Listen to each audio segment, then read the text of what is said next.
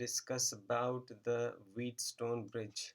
And this is very useful article both for competitive exams as well as for the board exams. So see in the figure given to you, this I will mark it as figure number 1. So this arrangement you're watching over here, this resistor R1, R2, R3, R4, uh, and this is galvanometer. So this network of resistors as well as galvanometer is known as Wheatstone bridge. तो यही बीटस्टोन bridge का एक circuit diagram है जिसमें ये जो देखिए bridge है बी और डी के बीच में है। तो ये बड़ा इंटरेस्टिंग इलेक्ट्रिकल सर्किट है और इसकी यूज़फुलनेस बहुत ज़्यादा है। इट्स जो प्रैक्टिकल एप्लीकेशन है इसकी बहुत ज़्यादा है। इसमें जो आर्म आपके पास ए और सी की जो आर्म है इसको हम बोलते हैं battery arm. This arm is called battery arm and this arm B और डी की जो आर्म है उसके बीच में गैल्वेनोमीटर लगा हुआ है जी। This is galvanometer and which is हम इसके बारे में पढ़ेंगे आगे। Which is used to detect the current, okay, which is used to detect the current. ये आपको बताता है कि इस सर्किट में करंट है या नहीं है। और उसके बाद कुछ पैरामीटर्स और हैं। R1 जो है ये नॉन रेजिस्टेंस होगा, R2 जो है ये नॉन रेजिस्टेंस होगा, R4 जो है ये अननोन रेजिस्टेंस होगा और ये जो R3 ये वेरिएबल रेजिस्टर होगा। तो इस मशीन का एक पर्पस होगा कि किस काम आएगी। It is useful to find the unknown resistance. Now how it goes, we will study it well. इसका फिजिक्स अब हम पढ़ेंगे कि किस तरीके से ये अननोन रेजिस्टेंस को कैलकुलेट करने के काम आता है। सिंप्लिसिटी में के लिए हम ये करते हैं कि हम एज्यूम करते हैं कि जो सेल है उसका it's having no internal resistance. यदि ऐसा होगा तो ईएमएफ जो है वो पोटेंशियल टर्मिनल पोटेंशियल डिफरेंस के बराबर होगा। अब हम ये मान के चलते हैं कि जो आई जी है, जो आई जी वाला पार्ट है, the current through this part is I G, right. when this Wheatstone bridge will be said to be balanced, जब ये बैलेंस हो जाएगा तो स्टेज पर क्या होगा, आई जी जो है वो जीरो होगा। तो आप प्रैक्टिकली समझिए कि बैलेंस कब होगा, आई जी जीरो कब होगा, when potential at B is equal to potential at D। जब पोटेंशियल सेम हो जाता है तो सेम पोटेंशियल के ऊपर पोटेंशियल डिफरेंस नहीं रहेगा दो एंड्स के बीच में, तो करंट उसमें फ्लो नहीं करेगा। और यदि इसमें करंट फ्लो नहीं करेगा तो क्या होने वाला है, यदि ये करंट फ्लो नहीं करेगा तो इस कंडीशन में इफ आप यहाँ लिख दीजिए आई G is equal to zero. यदि यहाँ से करंट नहीं फ्लो करेगा, डिवाइड नहीं करंट होगा, इसका मतलब क्या होगा, जो आई टू से जो करंट होगा वही करंट आई फोर होगा। I two is equal to I four comma, दूसरी बात जो है आई वन जो है वो आई थ्री के बराबर होगा, आई टू आई फोर के बराबर होगा और जो आई वन है वो आई थ्री के बराबर होगा। Okay, so we will make use this concept. सबसे पहले हम क्या करते हैं कि हम किरचॉफ्स लूप रूल का हेल्प लेंगे for the close loop B D A. Okay, so A D B A में हम इसको लगाते हैं तो ए डी बी में हमारा लूप कैसे बनेगा, कुछ इस तरीके से बनेगा। ओके, अब आपने देखना है कि इसमें कोई सेल इन्वॉल्व नहीं है, तो इसको मतलब हम क्या करेंगे, ये आ जाना चाहिए बाय, बहुत मज़ेदार रहेगा, by using loop rule in A D B A we have. अब आप यहाँ इस्तेमाल करिए इसको, तो ये क्या आ जाना चाहिए, जो लूप की डायरेक्शन में है वो होगा minus I one R one, और यहाँ तो करंट है नहीं और ये इसके जो अगेंस्ट है, तो ये आएगा प्लस आई टू R2 और यहाँ कोई सेल नहीं है, इसलिए जो सम ऑफ द पोटेंशियल 0 आ जाएगा। इसका मतलब ये हुआ कि माइनस I1 R1, एक लाइन मैंने ऐसे ही बढ़ा दी फालतू में, it is equal to I2 R2, तो ये कैंसिल हो जाएगा। This means I1 R1 is equal to I2 R2। ये आपकी पहली इक्वेशन हो जाएगी। Okay, so I will mark this is equation number 1। अब आप फिर दोबारा से फिर से लूप रूल लगाते हैं हम, और रंग बदलते हैं पहले आपके पेंसिल का, using loop rule in loop. अब लूप कौन सा सेलेक्ट किया आपने? अब इसी को ऐसे सेलेक्ट कर लेते हैं, डी सी बी डी में, तो ये कुछ इस तरीके का हो जाएगा, दोनों एक जैसे बना देते हैं, तो बी है। ओके, आपके पास आ जाएगा I3। अब इसके इसके डायरेक्शन में है ना, तो आ जाएगा I3 R3, और ये अगेंस्ट आ जाएगा, ये लूप के अगेंस्ट है, तो इसको हम बोलेंगे अगेंस्ट। जो फॉलो करेगा वो उसमें पोटेंशियल ड्रॉप होता है, और जो अगेंस्ट होगा उसमें चार्जिंग वाला स्टेज होता है, तो मैं लिखूंगा प्लस I4 R4, तो इसमें कोई बैटरी तो है नहीं, it is equal to 0। So this means minus I3 R3 is equal to minus I4 R4, तो ये कैंसिल हो जाएगा। अच्छा, अब आपको पता है कि जो I3 है ना, वो I1 के बराबर है, as I1 is equal to I3 and I2 is equal to I4। तो आप इक्वेशन 2 में ऐसा भर सकते हैं कि I1 R3 is equal to I2 R4, equation number 3। From equation 1 and 3, from equation 1 and equation number 3, we have, करिए जरा, आपके पास आ जाएगा I1 R1 upon I1 R3 is equal to I2 R2 upon I2 R4। ये cancel हो जाएंगे, आपके पास बचेगा, इसको आप ऐसे लिख सकते हैं, R1 upon R2 is equal to R3 upon R4। अब देखिए, ये जो रेशो है, ये वो रेशो है जिस स्टेज के ऊपर गैल्वेनोमीटर में से कोई करंट नहीं जाएगा। Using this ratio, the galvanometer will show no current at all.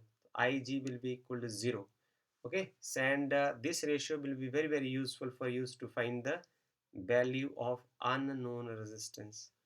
ये जो unknown resistance है उसकी वैल्यू को फाइंड करने में हेल्प करेगा। तो इसको आप लिख सकते हैं कि जो R4 होगा, R4 is equal to R2 upon R1 into R3। Okay, इसमें जो बीट्स ऑन ब्रिज है, इसमें हम क्या करते हैं कि जो R1 होगा और R2, ये दोनों नॉन रेजिस्टेंस होंगे, ये दोनों नॉन रेजिस्टर्स होंगे, बट ये वाला जो पार्ट होगा ये वेरिएबल होगा, ये वेरिएबल रेजिस्टर होगा, और इसको आप तब तक वेरी करेंगे till we will vary R3, okay, till Ig is equal to 0। जब तक गैल्वेनोमीटर में करंट 0 ना हो जाए, तो हम इससे कंट्रोल करते हैं, और फिर हम value of unknown resistance R4 की वैल्यू को हम निकाल सकते हैं। तो ये जो बीटस्टोन ब्रिज है, इसको आगे समझने के लिए आपके पास एक बहुत सुंदर 10+2 में आप प्रैक्टिकल भी करते हैं, और एक डिवाइस है, it's a practical device which is using this principle, उसको हम मीटर ब्रिज बोलते हैं। मीटर ब्रिज जो है वो इसकी एक प्रैक्टिकल एप्लीकेशन होगी, जिसमें आप देखेंगे किस तरीके से जो बीटस्टोन ब्रिज का कंसेप्ट हम मीटर ब्रिज पर लगाते हैं और उसकी जो यूज़फुलनेस है कितनी ज़्यादा इंक्रीज़ हो जाती है। अब हम चलते हैं आगे कि इसके ऊपर कोई एक प्रॉब्लम की जाए, ताकि आपको इसका एप्लीकेशन वाले पार्ट का अंदाज़ा हो जाए। So we will try to solve problem with this. So I try to insert the problem. Right. So this is the problem. It's example number 3.85. The four arms of the Beadstone Bridge in figure number 3.26 of NCERT have the following resistance. तो AB का जो resistance है वो 100 ओम है, mark in the figure. BC का 10 ओम है, ये भी फिगर में मार्क है। CD का 5 ओम है, ये भी फिगर में मार्क है। DA का 60 ओम है, ये भी फिगर में मार्क है। आपसे क्या पूछा है? So the thing that is asked from you, he says के एक गैल्वेनोमीटर है, इट्स अ गैल्वेनोमीटर ऑफ 15 ओम। एक 15 ओम का गैल्वेनोमीटर जो है वो एक कनेक्ट किया है across the arm BD, okay, and calculate the current through the galvanometer. हमने गैल्वेनोमीटर करंट को निकालना है। जो resistance of the galvanometer is equal to 15 ohm given term है, और आपसे जो पूछा है IG, इसको आपने निकालना है। When the potential difference of 10 volt is maintained across AC, जब A और C जो बैटरी आर्म है उसके अक्रॉस 10 वोल्ट जो पोटेंशियल डिफरेंस है वो आपने जनरेट किया हुआ है। तो इसमें आपको निकालना मुझे नहीं लगता कि कोई ज़्यादा मुश्किल काम होगा। तो सबसे पहले तो हम ये देख लेते हैं कि हमारे पास नंबर ऑफ वेरिएबल्स कितने हैं। तो एक तो I1 है, एक है IG है, एक I2 है। So we have 3 variables. So number of जो वेरिएबल्स हैं, वेरिएबल्स कितने हैं? एक I1 है, एक I2 है एंड IG है। So we require we require 3 equations. ये बात हमें क्लियर है कि हमें इसकी 3 इक्वेशंस बनानी पड़ेंगी। अब इन 3 इक्वेशंस को आप बनाएंगे तो उसके बाद में हम आपके साथ 3 इक्वेशंस हम बना देंगे। उसके बाद I1, I2 और IG तीनों को ही आपको निकाल लेना है। हालांकि आपसे IG पूछा हुआ है, but you must try to solve I1, I2 and IG. So we'll start with the first loop, BADB। इस लूप से हम शुरू करते हैं। ऐसे बना देते हैं, तो BADB, okay. So you will use the loop rule. अब आप देखिए कि इसमें कोई सेल इन्वॉल्व नहीं है, तो आप देखिए कि जो तो लूप के डायरेक्शन में आएगा, तो मैं यहाँ से शुरू करता हूँ। मेरे पास आएगा I2, ओके, और रेजिस्टेंस जो है वो 60 है, तो यहाँ पोटेंशियल ड्रॉप होगा। और इसमें जो IG है ये इसके अगेंस्ट है, तो ये चार्जिंग स्टेट है। IG इंटू 15 होगा, और ये भी लूप के अगेंस्ट है, तो ये भी चार्जिंग को शो करेगा। तो ये I1 पोटेंशियल को बढ़ाएगा, क्रॉस 100 होगा, इट इज इक्वल टू 0। तो ये आपकी पहली इक्वेशन बननी चाहिए। सो जो यहाँ बनी है, मैं इसको पहले ऑर्डर में लिखता हूँ। 100 I1 minus 60 I2 plus 15 IG is equal to 0। Okay, it is further reduce to, आप इसमें से 5 कॉमन ले सकते हैं। तो 5 कॉमन लेने के बाद ये क्या रह जाएगा?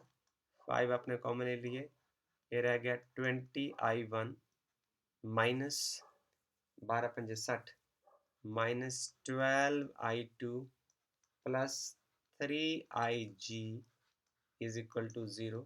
But you are left with 20I1 minus 12I2 plus 3IG is equal to 0. So this is your first equation from your selector loop, और इसको मैं मार्क 1 कर देता हूँ। So now we will enter to the second loop now. अब आप दूसरे loop में नए रंग के साथ मूव करिए। एक हम ये लूप लेते हैं। अब इसको भी हम ऐसे बना देते हैं क्योंकि इसमें सेल तो है नहीं। अच्छा देखिए, जो लूप की डायरेक्शन में एरो रेजोनेट करेगा उसको आपने नेगेटिव लेना है, और जो इसके अगेंस्ट आएगा, क्योंकि एक डिस्चार्जिंग और चार्जिंग स्टेज है, एक वोल्टेज को कम करेगा और एक को बढ़ाएगा। सो आप देखिए, फ्रॉम फ्रॉम लूप, अब देखिए इसको मैं लिखता हूँ D C B D, we have, okay. सो आप इससे चलिए, पहले आपके पास आएगा I2 plus I G, okay. ये नेगेटिव होगा और मल्टीप्लाइड बाई 5, एंड देन ये ऑपोजिट है, तो ये चार्जिंग को रिप्रेजेंट करेगा। ये I1 minus I G cross 10, right. अच्छा आगे चलिए, ये लूप की डायरेक्शन में है, rest part is in the direction of, तो ये क्या करेगा, ड्रॉप होगा वोल्टेज। तो ये आएगा आई जी इंटू 15 इज इक्वल टू 0। अब आप इसको सिर्फ सॉल्व करेंगे और अरेंज करेंगे, तो ये आ जाएगा -5 time I2 -5 time I G plus 10 time I1 -10 time I G -15 time I G is equal to 0। अब आपके पास वेरिएबल है इसमें I1 I2 एंड आई जी, तो अरेंज करिए। सबसे पहले ऑर्डर में लिखूंगा, मैं लिखूंगा 10 टाइम I1। अब है आपके पास दूसरा I2 -5 टाइम I2, और I2, okay. So I1 is there and I2 is there. अब है आपके पास -5 time I G -10 time I G 15 time and -30 time I G is equal to 0। इसमें 5 कॉमन आ जाएंगे, तो 5 कॉमन निकालने के बाद आपके पास बचेगा 2I1 -I2 -6IG is equal to 0। तो आप you are left with the equation. आपके पास जो इक्वेशन बचेगी वो होगी 2I1 -I2 -6IG is equal to 0। ये आपकी सेकेंड इक्वेशन हो गई। अब आपके पास 3 वेरिएबल हैं, तो आपको 3 इक्वेशंस चाहिए, और आप फिर एलिमिनेशन मेथड से इसको सॉल्व कर सकते हैं। तो जो तीसरा पार्ट है उसको मैं, इस फिगर भी आपको सामने दिखती रहे और हमारा सवाल भी हल होता रहे। अब मैं तीसरे के लिए by choosing the loop, by choosing the loop, अब आप लूप को किसको चूज करेंगे, ये होगा ADCEA।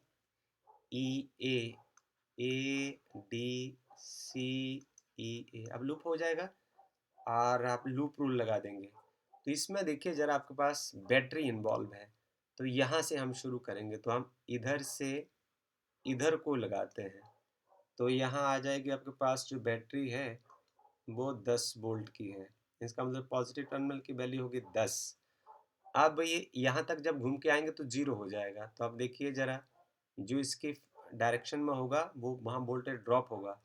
तो माइनस यहाँ है I2 क्रॉस 60, इतनी वोल्टेज ड्रॉप हो जाएगी।